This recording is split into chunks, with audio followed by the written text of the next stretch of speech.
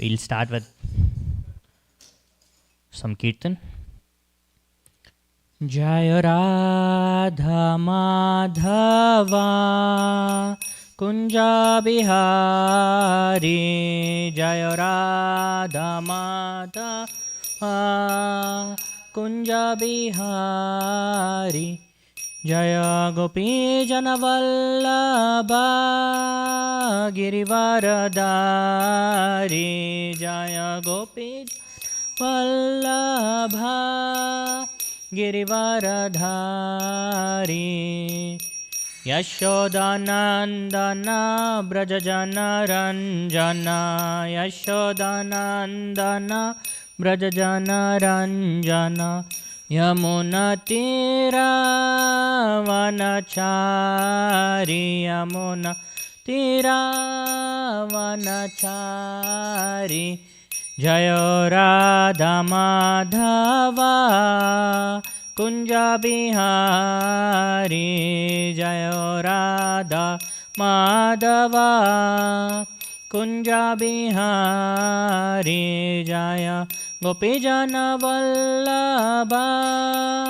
Girivaradari, Jaya Gopijana Vallabha Girivaradari, Yashodanandana Brajajana Ranjana, Yashodanandana Brajajana Ranjana, Yamuna Tira Vanachari, Yamuna Tira Vanachari, Hare Krishna, Hare Krishna, Krishna Krishna Hare Hare, Hare Rama Hare Rama, Rama Rama Hare Hare, Hare Krishna Hare Krishna, Krishna Krishna Hare Hare, Hare Rama Hare Rama, Rama Rama Hare Hare, Hare Krishna Hare Krishna, Krishna Krishna Hare Hare, Hare Rama Hare Rama, Rama Rama Hare Hare, Jaya Prabhupada, Jaya Prabhupada, Jaya Prabhupada, Jaya Prabhupada, Jaya Prabhupada, Prabhupada, Jaya Prabhupada, Jaya Prabhupada. Hari Bol, Hari Nam Sankirtan Ki Jai. Hare Krishna. Is this your first time to the Kalachandji temple? You've been here? Okay. The altar will reopen at 8 o'clock. We'll have a Bhagavad Gita class now. Hare Krishna. So we'll continue our study of the Bhagavad Gita. We have been reading from the 12th chapter of the Bhagavad Gita titled Devotional Service. And the verse that we are going to read today is text 16. Anapeksha shuchir daksha udasino gatavyataha sarvarambha parityagi yo madbhakta same priyaha. Word to word translation. Anapekshaha, neutral. Shuchihi, pure. Dakshaha, expert. Udasinaha, free from care. Gatavyataha, free from all distress.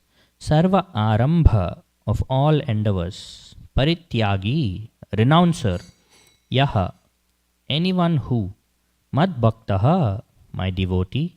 Saha, he, may, to. Priyaha, very dear. Translation and purport by His Divine Grace A.C. Bhaktivedanta Swami Srila Prabhupada Ki Jai. Translation.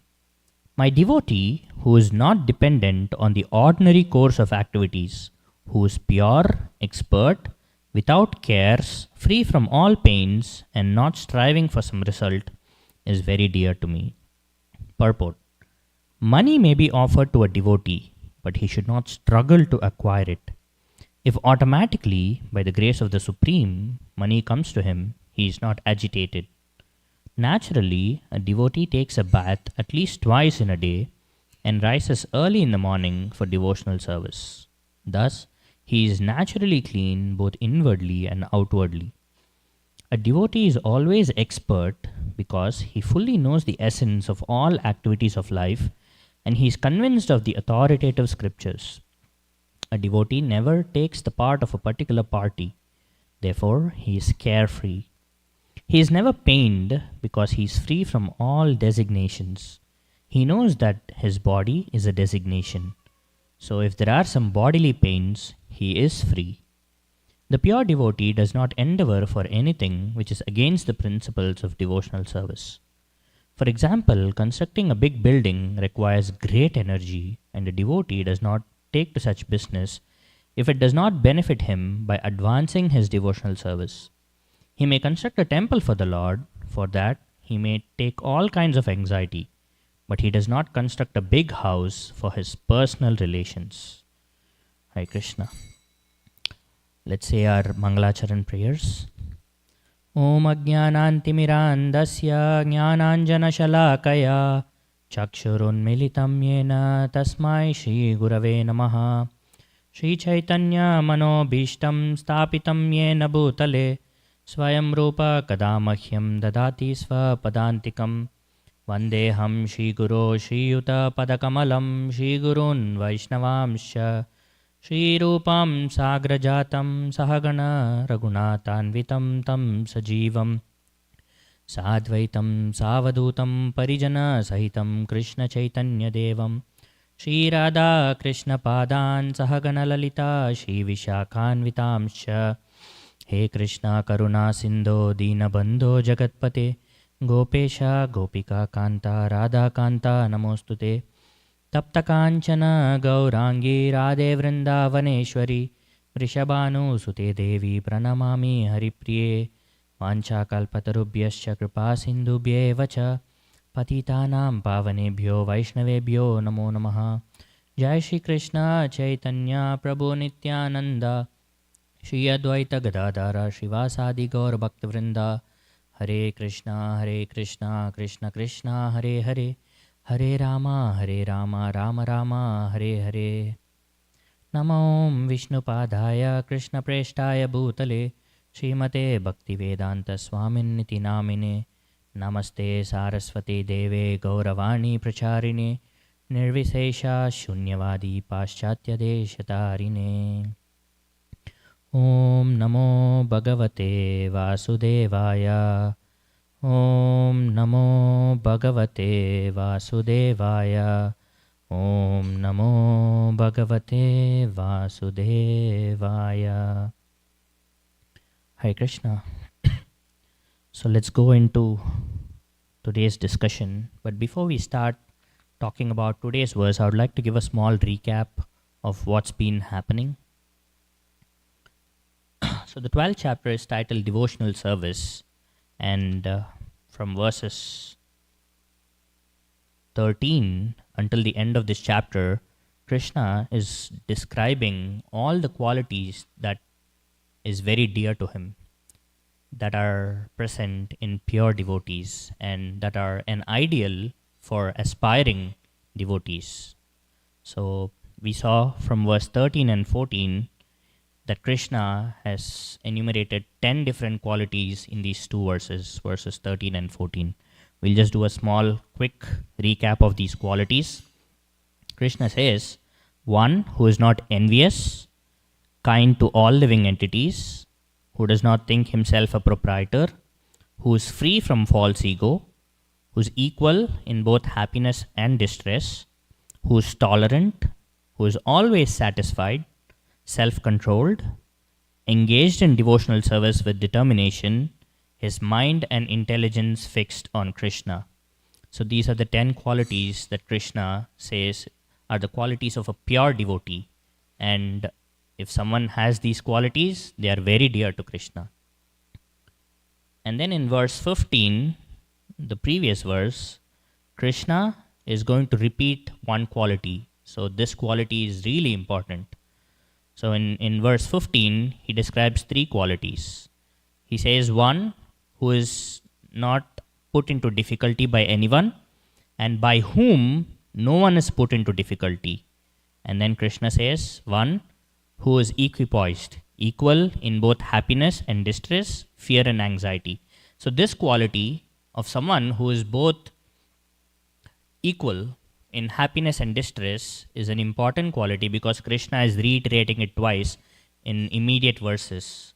So this is an important quality for all of us to develop, and it is an extraordinary quality in pure devotees. We see this time and time again when we look up to pure devotees, advanced Vaishnavas. We see that they take both happiness and sorrow in the same way. They're not disturbed by either. They don't get over emotional when they are too happy, and they don't get really sad when they get distressed, right? They are very equipoised, and they thank Krishna when either of them happens. So it is easy to thank Krishna, the Supreme Personality of Godhead, when we are happy, when something good happens to us, when we get a new job, when we get a promotion, when we buy a car, we take it to the temple to do puja. When we have children, or any kinds of things that are happy that happens to us, it becomes a little bit easy to thank Krishna, right? But if something bad happens, then we start questioning Krishna. Oh, why did this happen to me? Why do bad things happen to good people? We start questioning Krishna himself and says, why Krishna? Oh, why did you do this to me? But pure devotees, they don't do that, right? So Prabhupada, in a class, gave this beautiful example. There's this mythical bird called Chataka, which only drinks water when it rains. So it drinks water directly when it's raining, and it never drinks water any other time. Chataka. My wife is correcting me. it's Chataka bird. So, and then Prabhupada says the Chataka bird always prays for rain, because that's the only time it can drink water. But what comes with rain? Sometimes thunder, sometimes lightning, sometimes storms. All these things also come with rain. But the Chataka bird is not worried about any of these things. No matter what the condition, the Chataka bird always is praying for rain. So that should be the mood of a pure devotee. That should be the mood of aspiring devotees. No matter what happens to us, happiness, distress, we always think of Krishna. We always thank Krishna. We always pray to Krishna. Thank you, Krishna, for sending this wonderful thing. Thank you, Krishna, for sending this distressing thing. I'm able to learn. I'm able to think of you in either of these cases. Queen Kunti prays to Krishna, "Oh Krishna, please keep giving me trouble after trouble, so that you are always with us." Whenever Kunti and the Pandavas were put in trouble, Krishna immediately came and saved them. Innumerable times, either directly or through someone. So Kunti says, if we stop getting troubles, maybe you will stop visiting us. Maybe you will stop coming to us. So I pray that we get troubles all the time, so you're always with us. So that is the kind of prayer that a pure devotee is engaged in, which is very difficult for us. We cannot pray for difficulty in our current condition, in our current consciousness, but that is what we should aspire to when we keep performing our sadhana, our bhakti, and associate with these kinds of pure devotees who are among us even today. These qualities will imbibe in us, and we'll start slowly thinking like that. So this is an important quality. One should be equipoised, equal in happiness and distress. And then in today's verse, Krishna says, "My devotee is not dependent on the ordinary course of activities." And then Prabhupada writes in the purport for this that money may be offered to a devotee, but he should not struggle to acquire it. So there are two In all these verses, we always see two different things. One is the ideal characteristic of a pure devotee and how to find or identify a pure devotee. If someone has these qualities, then they are a pure devotee and it becomes easy. All we have to do is associate with them, serve them. Tadviddi pranipatena pariprashnena sevaya upatekshanti te jnanam jnaninas tattvadarshina. Krishna says in the 4th chapter, find an enlightened soul and render humble service unto them. That is not enough. And ask pertinent questions to them. And these enlightened souls will impart this divine knowledge unto you, and you can also become enlightened. So every single verse in the Bhagavad Gita is connected, and this Tadviddi Pranipatena verse is connected to all these characteristics of pure devotee verses. So we can identify who this pure enlightened person is and then render them unconditional service and ask questions of them. So a pure devotee does not care about anything, does not care about any material things. He does not care where his next meal is going to come from. We saw that in the case of the Goswamis last week. They wouldn't even go seeking bhiksha for food. They would just sit under the tree and they would write their books, they would do their chanting, they would talk Krishna Katha, and if someone comes and gives them prasadam, they would take it. If they did not get prasadam today, they would just fast all day. They wouldn't sleep under the same tree for more than 3 days. We saw this last week. So they were attached to nothing materially. The Goswamis built these huge temples in Vrindavan. Radha Damodar, Radha Govinda, Radha Raman, all these huge opulent temples in the 15th and 16th century. At that time, these temples were 3-4 stories high and one of the biggest structures in India at the time. And they were the in charge for these temples, but they had no attachment to any of these material things, right? So that is the characteristic of a pure devotee. But what does it say for us aspiring devotees? Rupa Goswami, in his Nectar of Instruction, Upadeshamrita, writes about 6 qualities that will destroy our bhakti. So one is atyahara, which is over-collecting, and the second is prayasa, which is over-endeavoring. So that is what Prabhupada writes here in the purport. That's what he means by struggling to acquire wealth or anything. We might have a very difficult to attain goal in our mind, and if you are constantly thinking about that material thing, oh, I want to build a huge house, I want to get a luxurious car like a Bentley or a Rolls Royce or anything like that.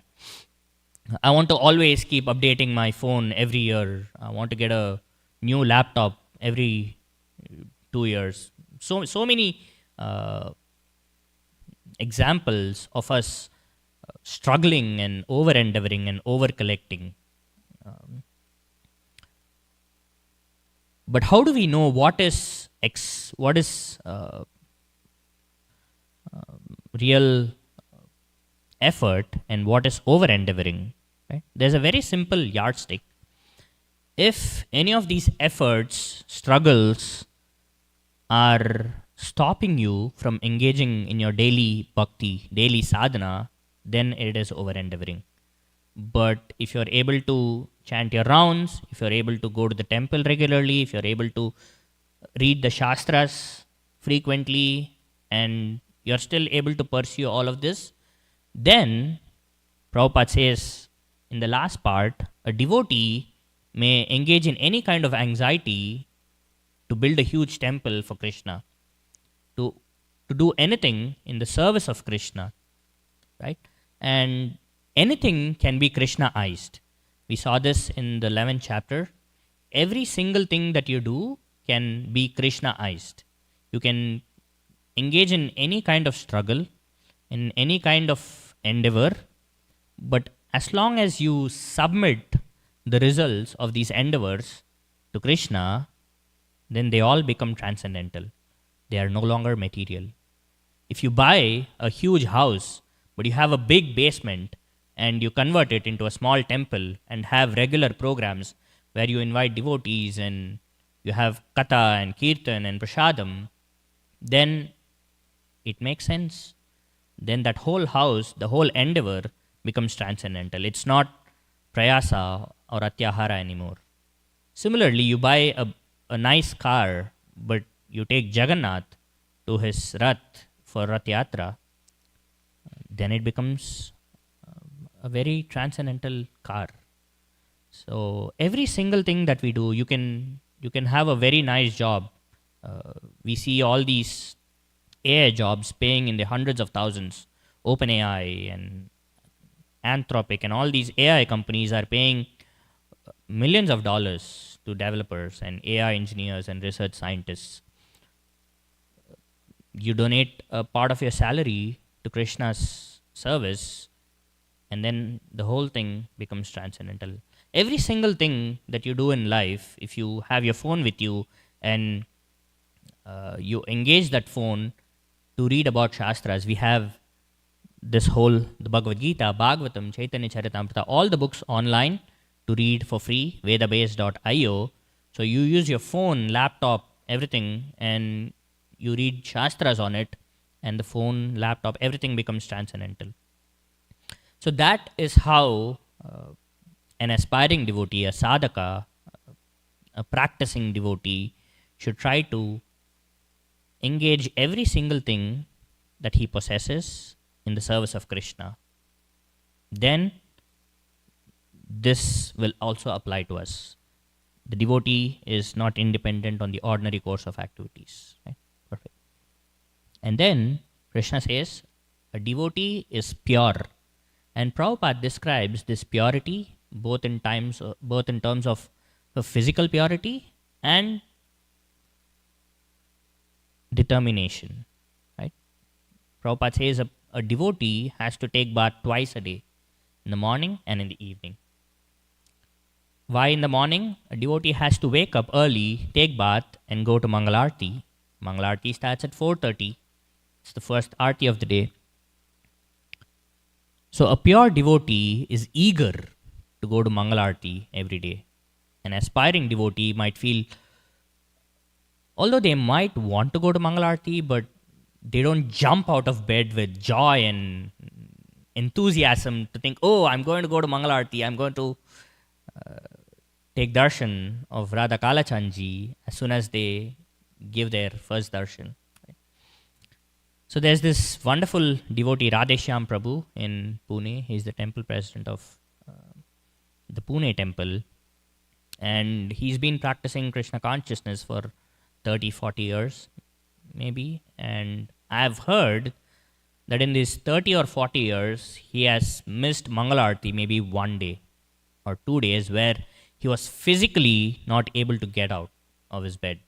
That was the only time he missed Mangalarti. And he has been going for Mangalarti for the last 30, 40 years, no matter where he is.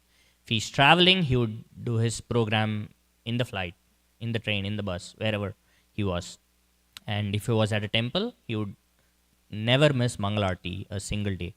So we see from practical examples in the present day of how advanced devotees behave. We can see clear examples of devotees of whom Prabhupada is writing here.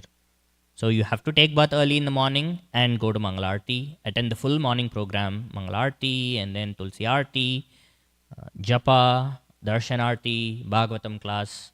This is the whole morning program. So you do that, and then you come home, you do other things, and then in the evening, again you have to go for Gaurarti. So you have to take bath again. You would have done so many things in the course of the day. So you have to bathe again and then go for Gaurarti. So Prabhupada is writing that a devotee takes bath twice a day because he has to go to the temple every day as much as possible. It might not be practical for grihasthas and people who are living far from the temple, but it is easier to establish a small altar in our home and do the full morning program at home, do Gaurarti, do any kinds of program at home. And then Krishna writes, someone who is expert. So a pure devotee is an expert at whatever he does. Not because he thinks he has developed the skill on his own. Prabhupada writes in the purport, a devotee is an expert because he has unflinching faith in the Shastras. So he derives his expertise from his strong faith in the Shastras. If Krishna says to Arjuna, Nimitta matram bhavashavya sachi. He says, just become my tool. Krishna has said this. So a pure devotee believes this completely. He thinks, if I take this statement of Krishna on full faith and become Krishna's tool, then Krishna will make use of me in whatever way he sees fit. If he thinks I would need this skill, then he would impart that skill to me. If he thinks I need this knowledge, then he would impart that knowledge to me. So he doesn't have to worry too much about how to become an expert on anything. He just has complete faith in the Shastras, and Krishna makes him an expert. Arjuna was the best archer in the whole world. Krishna needed that, so Arjuna became that. Prabhupada, he started an international movement in the 60s and 70s where the only modes of communication were long distance trunk calls and telegrams. And then there were so many moving parts to an international organization, right? There's so many temples, and then Prabhupada was printing and publishing so many books through the BBT. And Prabhupada was not a publisher. Prabhupada was a chemist, and before he took sannyas and he came to the West. So not only Prabhupada might be an empowered soul who has come here to deliver all of us, but all the initial devotees who assisted Prabhupada in his mission to spread Krishna consciousness all over the world, they printed this 9-volume Chaitanya Charitamrita. They transcribed Prabhupada's recordings, typeset it, painted it, published it, all of it in, I think, less than a year. So when Prabhupada asked these devotees at the time, this was probably 1971, 72, I'm not exactly sure. So he asked his BBT devotees how long it would take to print Chaitanya Charitamrita, publish it. And then the devotees asked, how many volumes would it be, Prabhupada? And Prabhupada said, 8 or 9 volumes maybe. And then the devotee said, probably a year and a half for each volume. So we can maybe get it done in 6 or 7 years.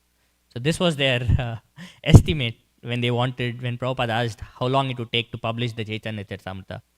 And then Prabhupada looked at them and he said, you can get it done in under a year, all 9 22 And then the devotees who participated in this amazing Leela say that they would be working for 22 hours most of the days, especially during the final push to get the book out, to get the book published and released. They would work for 22 hours, and they would say that they never felt any fatigue. And then they would feel these days expanding. For others, it would feel like it was only 24 hours. But for these devotees who were in the BBT office and who were doing all this work to get the books out, a day would not feel like a day. It would feel like it would go on, and they would keep working. And that is how Krishna makes anyone an expert. You don't have to endeavor too much, go to university, do this, do that to become an expert. You just have the sincere commitment to serve your spiritual master, serve Krishna, and Krishna will automatically make you an expert. We see Giriraj Maharaj, who is here, we see that he was maybe 25, 27 when he went to India. He had never been to India, and he had no idea about construction. And what did Prabhupada do? Prabhupada put him in charge of the Juhu temple. There were so many troubles with acquiring the temple property, with building the temple, but Giriraj Maharaj in his book writes so wonderfully, right? I'll build you a temple, on how Krishna empowered him to build the Juhu temple. Shyam Sundar Prabhu, Malati Prabhu, they were 24 and 25 and Prabhupada asked, okay, can you please go to London and preach Krishna consciousness? And they knew nobody in London. There were like two couples, four people who went to London, and they struggled so much for the first 6 months. They did not have a proper place to stay. They would distribute these Back to Godhead magazines, these small books, in rain, in the cold, gloomy weather of England. But Krishna only saw their effort, their commitment. They wanted to serve their spiritual master no matter what. And what did Krishna do? They introduced the Beatles, the most popular band ever, probably in the history of the West. And they introduced them to the Beatles, and then we all know the history. George Harrison supported the movement. He donated the Bhaktivedanta Manor, and George Harrison helped produce records with the Hare Krishna Maha Mantra and with the very famous Govindamadi Purusham song that we listened to in the Darshan Arti. He did so much, and it spread so fast in Europe because of this. So they had no idea what to do. Prabhupada just gave them the instruction, go and preach in England. And they took that word to heart and had firm faith in the word of the spiritual master and in Krishna, and they went, and Krishna made them an expert. And then the next quality is that a devotee is without any care. And what does Prabhupada write to describe this quality? He says, a pure devotee does not take any sides. Krishna himself writes in one of the verses, says in one of the verses in the Bhagavad Gita, that he is equal to everyone. He does not treat anyone as a friend, he does not treat anyone as an enemy. So Krishna is equal to everyone. And a pure devotee also acts in a similar way. He does not take any sides. When two people come to him and say, oh, this, we see this so much in Prabhupada Leelamrita, two people have these disputes and write to Prabhupada. And then Prabhupada does not take this side or that side. He usually adjudicates based on what is required for that moment, or he tells them, please resolve it among yourself, please cooperate and try to build this movement. Right? That is the quality of a pure devotee, because he is not worried about any repercussions. Oh, what would happen if I take this person's side? Will I lose this thing? If I take this person's side, will I gain something? No. A pure devotee is not worried about any gain or loss. And that is the reason they don't take any sides. They are neutral and always on the side that will best serve the devotees who have approached them, and how it will best serve in engaging themselves and the people who approach them in Krishna consciousness. So that is the quality of a pure devotee. And that is why they don't care too much about any of the material hankerings and things that people bring. And then Krishna says, a pure devotee is free from all pain. And Prabhupada writes in the purport wonderfully that a pure devotee is free from all pains because they don't identify with the body. All our problems in this material world arise out of this identification with this material body. I am this body. And what is the first lesson in devotional service? I am not this body. I am the eternal spirit soul. Our constitutional position is to become a servant of Krishna, is the servant of Krishna. And we just have to realize that somehow or other. So a pure devotee does not attach himself. We see so many examples in the recent past and in the present. So last week when we were discussing verse 15, we saw this example of Haridas Thakur, where the king of Bengal asked him to be whipped, and these guards whipped him in 22 different marketplaces, and he was bloodied and his physical condition was horrible, but he did not even wince a little bit. He was smiling and chanting Hare Krishna, Krishna Krishna, Hare Hare, Hare Rama, Rama Rama, Hare Hare. And he was in samadhi, he was in trance, and he did not feel a single thing. Krishna protected him because his name and Krishna himself are non-different. So when you chant Hare Krishna, Krishna is right there with you. And we see in in the present day, we see so many sannyasis, especially we see His Holiness Jayapatak Swami Maharaj, and we saw this example a couple of weeks back. But there's also this another beautiful example of His Holiness Bhakti Tirtha Swami. There's this wonderful biography of him, Black Lotus, and they write in that he had melanoma, skin cancer, and they only identified it when it had already progressed. And his last few months were excruciatingly painful. I read about this disease online, and it seems it causes both pain on the skin and on the internal organs, because the cancer had spread everywhere, and he was in extreme pain for the last few months of his life here in this manifest world. And all the devotees describe that his face was always peaceful. He was never agitated. He would never show his pain, his suffering, and his face was always peaceful, and he was leading by example of how a pure devotee would approach something like this. And people would go to him, and he would still preach, and he would still talk of Krishna. Radhanath Swami Maharaj was by him in his last stages, and he writes so eloquently, so beautifully, how Bhakti Tirtha Maharaj set an example for all of us on how to approach death and suffering. And we see these words to be true today and 5,000 years back. These words are they don't have any time, place, or circumstances. Krishna's words are absolute, and we see this from experience. 500 years back, Haridas Thakur, 2000 in the 2000s, Bhakti Tirtha Maharaj, and then in 2026 we can see Jayapatak Swami Maharaj, and so many of these sannyasis. They are Prabhupada disciples. They are in their 70s, some in their 80s. Jayadvaita Maharaj is in his 80s, but they are still traveling.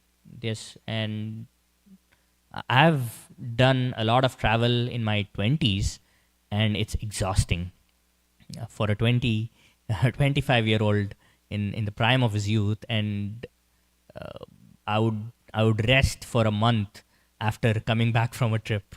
But these Prabhupada disciples, these sannyasis and these grihasthas who have served Prabhupada, they have done so much already in their 40, 50 years of bhakti, and they still continue to do it. They still travel extensively just to give association to devotees like us. So, and we can see that these pure devotees are free from all kinds of pain. Krishna is protecting them. And then the last quality in this verse is that they are not striving for some result, which is an extremely important point of the Gita.